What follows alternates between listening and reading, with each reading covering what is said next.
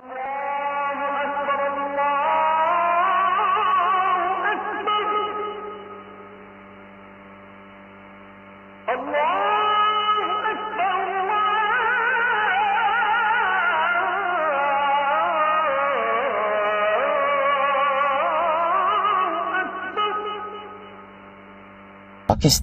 আত্মসমর্পণ, পাকিস্তানে জন্ম নেয়া অরোরার কাছে। শিরোনামটি হয়তো অদ্ভুত মনে হবে, একটি যেটা আলোচনা হয়নি এমন একটি বিষয় তুলে এনেছি। যেহেতু নাম দিয়েছি আধ্যাত্মিক আয়না, তো আত্মার আয়নায় বাহ্যিকটা কম দেখা হয়, একটা খাঁচার ভিতরে প্রাণ ভ্রমরা কি আছে সেটাকে তুলে আনা হয় আধ্যাত্মিক পর্যালোচনায়। তো 16ই ডিসেম্বর, এটা নিয়ে আমাদের অনেক ইতিহাস, আমাদেরই ইতিহাসের একটা অংশ। 16ই ডিসেম্বরের দলিল আমরা পাইনি, বিজয় দিবসের দলিল পাইনি। সেই বেদনা থেকেই মূলত আমার এই 65 বছর বা 1971 থেকে এই পর্যন্ত আমি যে এই পৃথিবীতে যে 60-61 বছর আমি এই অবস্থায় কাটিয়েছি, তারই বেদনা থেকে এই পর্যালোচনার জন্ম। একটু শান্তি যেন পেলাম। আসলে জগজিৎ সিং অরোরা, তিনি পাকিস্তানের কালাগুজরান গ্রামের অধিবাসী। 13ই ফেব্রুয়ারি 1916 সালে তার জন্ম পাকিস্তানের কালাগুজরান গ্রামে। এটি পাকিস্তানের জেলম ডিস্ট্রিক্ট, জেলম জেলার একটা গ্রাম। এখানে জগজিৎ সিং অরোরার জন্ম। সেই পাকিস্তানে জন্ম নেয়া অরোরার কাছেই 71 সালে পাকিস্তানের জেনারেল নিয়াজি আত্মসমর্পণ করেন। আল্লাহর কাছে কোনো জিনিসই কাকতালীয় নয়, সুপরিকল্পিত। ওয়াকানা আমরুল্লাহি কদারাম মাকদুরা। আল্লাহর প্রত্যেকটি কমান্ড, নির্দেশ যেটা বাস্তবায়িত হয়, কদারাম মাকদুরা, সুনির্ধারিত, পরিমাপিত, প্রোগ্রামড, একবারে প্রোগ্রাম করা, সুনিপুণভাবে সেটা সেভাবে করা হয়। আচ্ছা, জগজিৎ সিং অরোরা তিনি শিখ বংশে, ধর্মগতভাবে তারা শিখ, পাগড়িধারী। তারা অধিকাংশরা দাড়ি রাখেন মুসলিমদের মতোই। কেন এমনটা? মুসলিম জাতি আর শিখ জাতি খুব কাছের জাতি। আধ্যাত্মিকভাবে হযরতে ফরিদউদ্দিন গঞ্জে শকর রহমতুল্লাহ আলাইহের যে সুফি দর্শন, যে আধ্যাত্মিক দর্শন, সে আধ্যাত্মিক দর্শনের খুবই গভীর ভক্ত ছিলেন শিখ ধর্মের যিনি প্রবর্তক, অর্থাৎ গুরু নানক দেবজি। তিনি গুরু নানক দেবজি খুবই ভক্ত ছিলেন সেই ফরিদউদ্দিন গঞ্জে শকর রহমতুল্লাহ আলাইহের। তার যেই গুরু গ্রন্থ যেটা শিখ ধর্মের, এর মধ্যে ফরিদউদ্দিন গঞ্জে শকর রহমতুল্লাহ আলাইহের 112টি শ্লোক, 112টি নীতিবাক্য ইসলামিক আত্মদর্শনের, সুফি দর্শনের, কোরআন ও সুন্নাহ দর্শনের 112টি শ্লোক এই শিখ ধর্মের যে পবিত্র ধর্মগ্রন্থ তাদের কাছে সাহিব, এই সাহিবের মধ্যে উল্লেখ আছে। তো সেই ফরিদউদ্দিন গঞ্জে শকর রহমতুল্লাহ আলাইহির সাথে তার যে আধ্যাত্মিক সম্পর্ক, যে ভাবধারাগত সম্পর্ক, সে সম্পর্কের ফলেই এমনটি হয়েছে। এবং সেই গুরু নানক তিনি ফরিদউদ্দিন রহমতুল্লাহ আলাইহির সেই বিশ্বাসে বিশ্বাসী ছিলেন। এই জন্য গুরু নানক তিনি একেশ্বরবাদী ছিলেন। দ্বিতীয়ত মানব সমতায় বিশ্বাসী ছিলেন। ইসলাম যেরকম মানুষকে কোনো ভৌগোলিক সীমারেখায় ভাগ করে না, সব মানব জাতি এক এক মাতা পিতা আদম হাওয়ার জন্ম, তাদেরই বংশ। তো এভাবে গুরু নানক তিনি মানব সমতায় বিশ্বাসী ছিলেন, ইসলামের যে বিশ্বাসটা। আবার অহিংসা এবং ভ্রাতৃত্ববোধে বিশ্বাসী ছিলেন। ইসলাম যেমন গোটা মানব জাতিকে ভ্রাতৃত্বের বন্ধনে আবদ্ধ করে, মানবতার বন্ধনে আবদ্ধ করে, এসব বিশ্বাস তার মধ্যে ছিল। যদিও গুরু নানক আর ফরিদুদ্দিন গঞ্জেশকর সমকালীন ছিলেন না, 200 বছর তফাৎ ছিল। ফরিদুদ্দিন রহমতুল্লাহ আলাইহি 200 বছরের আগের ছিলেন, আর ইনি গুরু নানক দেবজি ছিলেন 200 বছর পরের। কিন্তু তার ভাবগত শিষ্য ছিলেন তিনি। তার যে আধ্যাত্মিক দর্শন এবং তার যে ইসলামিক একত্ববাদ, এটাকে তিনি গ্রহণ করেছিলেন। এই জন্যই এরা বেশভূষায় আপনি দেখলে মনে হবে একজন খাঁটি মুসলিম। এরা মূর্তি পূজা করে না, শিখেরা মূর্তি পূজারী না। তবে ইসলামের যেই বাহ্যিক শিক্ষাটাও আছে, তারা অতিমাত্রিক আধ্যাত্মিকতায় গিয়ে বাহ্যিকটা তারা ইগনোর করে চলে, এই একটা পার্থক্য হয়ে যায়। কিন্তু আসলে মনে প্রাণে মুসলিমদের সাথে শিখদের একটা গভীর আধ্যাত্মিক এবং ভাবগত সম্পর্ক রয়েছে। তো এটা ঐতিহাসিক। আমরা এক আল্লাহবাদী, তারাও একেশ্বরবাদী। কৃত্রিম ধর্মাচরণে আমরা বিশ্বাস করি না। মুনাফিকি শুধু কৃত্রিম শো আপ করার জন্য, খালি কেবল রিয়াকারী লৌকিকতা করার জন্য যেটা করা হয়, যেটা মুনাফিকি বলে, শিখ ধর্ম এটা কঠিনভাবে নিষিদ্ধ। তারপর তৃতীয়ত মানব সমতা, আমরা বিশ্বাসী মুসলিম, তারাও বিশ্বাসী মানব সমতা, মানব প্রেমে বিশ্বাসী। অন্তরের পবিত্রতায় ইসলাম তাজকিয়াতুন নফস সবচেয়ে গুরুত্বপূর্ণ ভূমিকা রাখে। আল্লাহ ইন্না ফিল জাসাদি লামুদগা, দেহের মধ্যে এক টুকরো মাংস আছে, এটা ঠিক হয়ে গেলে গোটা দেহ ঠিক হয়ে যায়। অর্থাৎ মানুষের হৃৎপিণ্ডটা, এটা অন্তরটা, এই আত্মশুদ্ধি এবং তাকওয়ার কথা তারাও বলে। এমন একজন জগজিৎ সিং অরোরার কাছে মুসলিম পাকিস্তানের আত্মসমর্পণ একটি আধ্যাত্মিক বার্তা বহন করে। কোন হিন্দুত্ববাদীর কাছে কিন্তু আল্লাহ তাআলা আত্মসমর্পণ করতে দেননি। এটা আল্লাহর গায়রত, তার যে মুমিনদের প্রতি, তিনি যে মুমিনদেরকে বেঈমান থেকে সেফ রাখেন, এই গায়রতটা এখানে কাজ করেছে। সূরা নিসার 141 নম্বর আয়াতে আল্লাহ কি বলেছেন?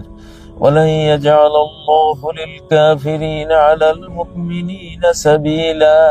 আল্লাহ কশিন কালেও কোন যিনি কাফের, একেশ্বরবাদী নন, এক আল্লাহবাদী নন, এমন কাউকে একেশ্বরবাদীর উপরে, যারা আল্লাহর প্রতি ঈমান বিশ্বাস রাখে, তাদের উপরে কোনো ক্ষমতা দেন না।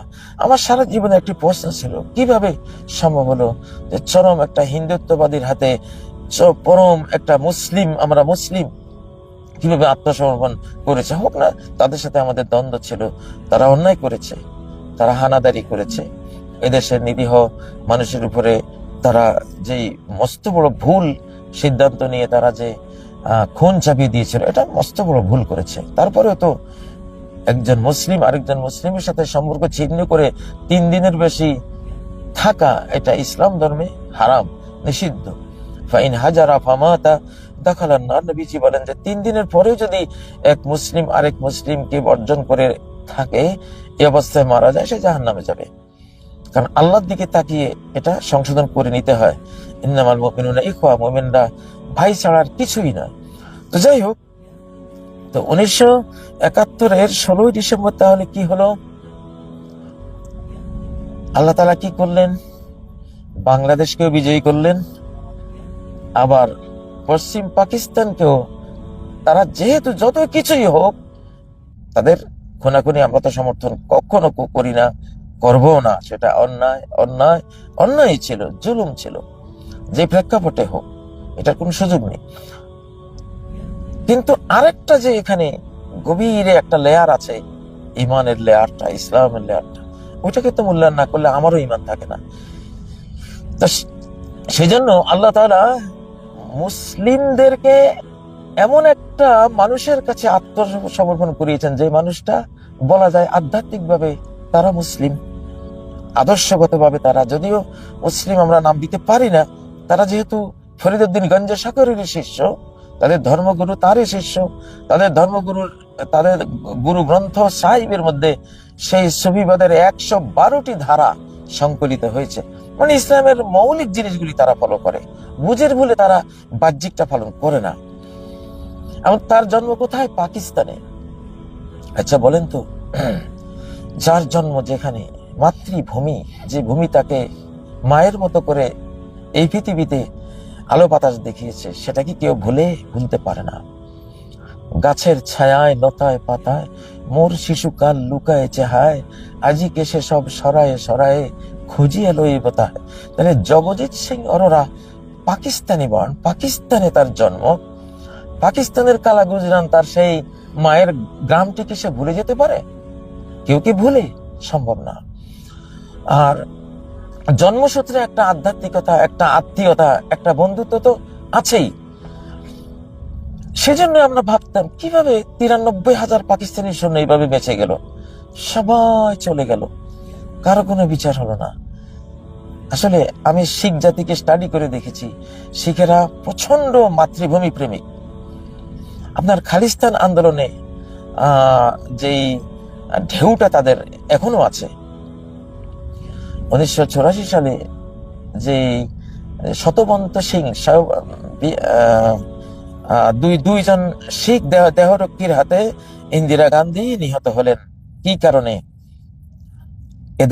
এদের দেশপ্রেমের কারণে। ইন্দিরা গান্ধীর যে দুইজন খুনি, একজন তো হলো শতবন্ত সিং, আমরা জানি, আরেকজন বিয়ান্ত সিং শতবন্ত সিং। কারণ স্বর্ণ মন্দিরে ইন্দিরা গান্ধী যে অভিযানটা চালিয়েছিলেন, এটাকে শিখরা তারা এক শ্রেণীর একটা বিশাল অংশ নিয়েছিল। এটা ধর্মের উপরে আঘাত, গভীর আঘাত, যেটা শিখদের মনোজগতে গভীর ক্ষত সৃষ্টি করেছে।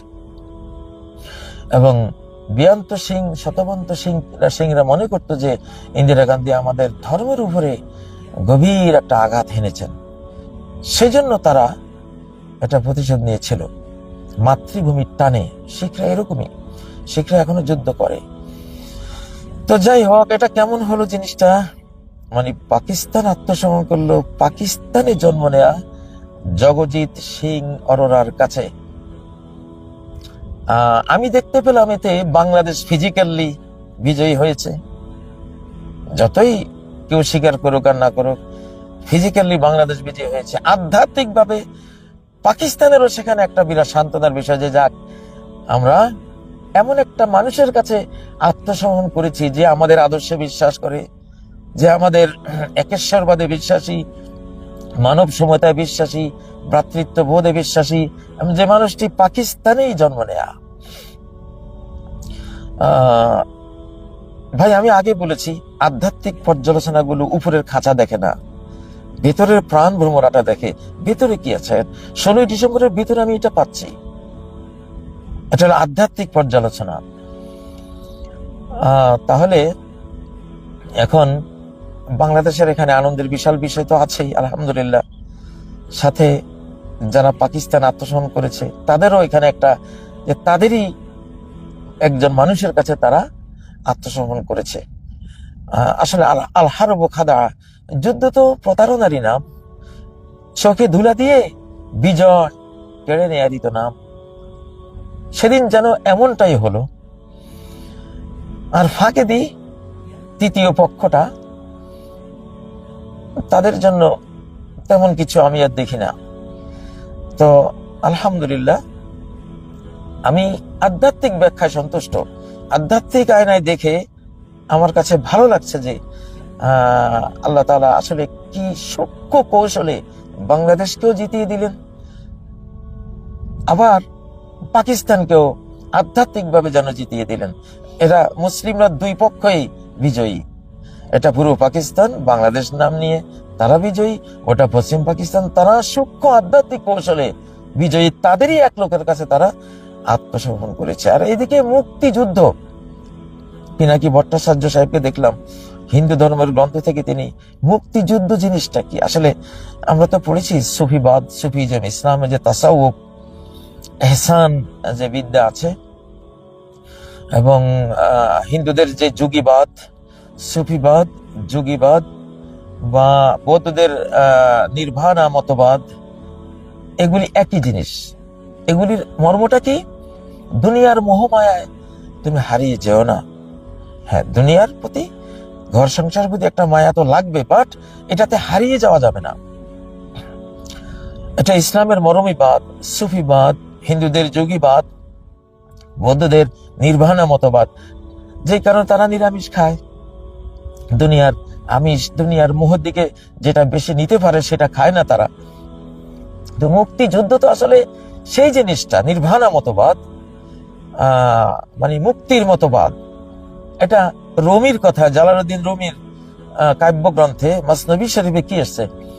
বন্দ বগসিল বাশা আজাদাই পেসার, চন্দ গোই চন্দ বাসি বন্দ সিমো বন্দ জর।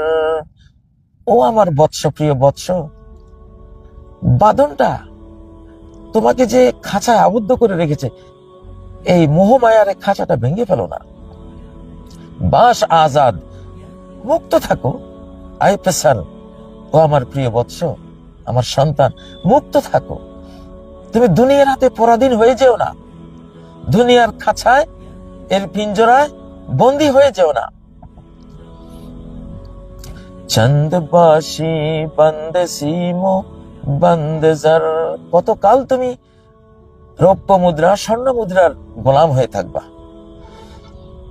গর্বেরিজি বাহারে রাদার কুজায়ে, চন্দ গুঞ্জদ কিসমতে কে রোজায়ে।